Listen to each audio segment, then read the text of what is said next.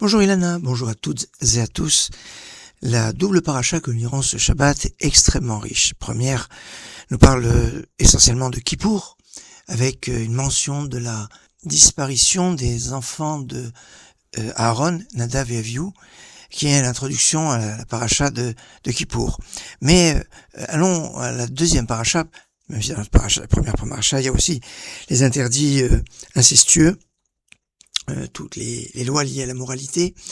Dans la deuxième paracha, c'est paracha Kedoshim, septième paracha du livre de Vaïkra, une paracha particulièrement importante. Saint, vous serez saints. Il nous parle de nombreuses mitzvot de l'homme vis-à-vis de l'homme et quelques mitzvot vis-à-vis de Dieu. Il est remarquable qu'à un moment on nous parle de l'interdiction par rapport au sang. Alors, on va s'intéresser un petit peu à cet aspect. On sait qu'il est interdit de consommer du sang. C'est un interdit bien connu.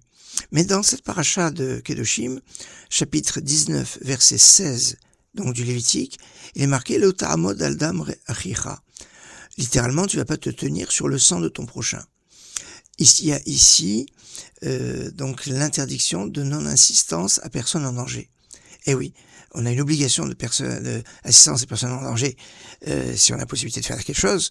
Et c'est important, et c'est exprimé en disant « L'otamol ala machicha ». Autre explication, si on n'a pas le droit de dire du lachon hara, c'est vrai, c'est quoi dire du lachon hara? Dire quelque chose qui est vrai sur une personne dont il n'y a pas d'intérêt, si ce n'est que de dégrader la personne aux yeux de la personne de qui on parle.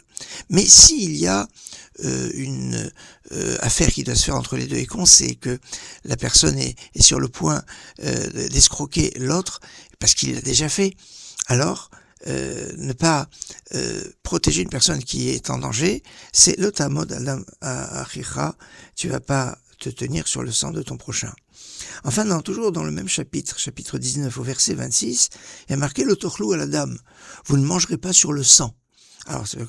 Alors techniquement, c'est que on ne doit pas manger d'un sacrifice tant qu'on n'a pas versé le sang du sacrifice. Bon, c'est pas très pratique aujourd'hui, mais il y a quelque chose de très pratique aujourd'hui. C'est vous ne mangerez pas tant que vous n'avez pas prié pour votre sang. C'est de ce verset qu'il y a un appui scripturaire sur l'interdiction de manger avant la prière du matin. Et oui, avant la prière du matin, le Zohar est très très rigoureux sur cette question, sauf si on a des problèmes de santé.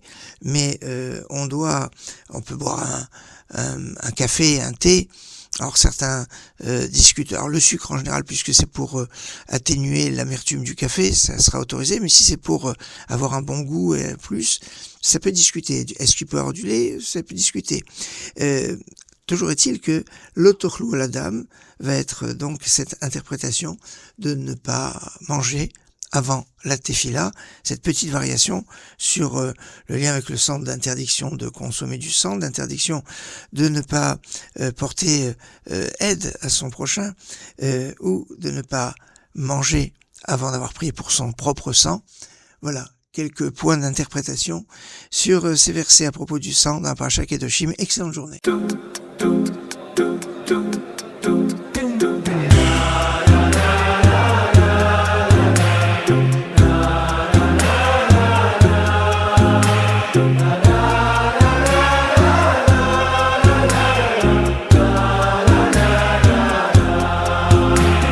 לאמת אני מתגעגע כששרנו לעולם לא אשכח הבטחנו שלא נפסיק אף פעם תמיד הספר יישאר פתוח אותו הצליל אתה זוכר מנגינה של בית מדרש אותה שלווה אותו אתה והגית בו יומם ולילה לולי תורתך שעשועי, תורתך שעשועי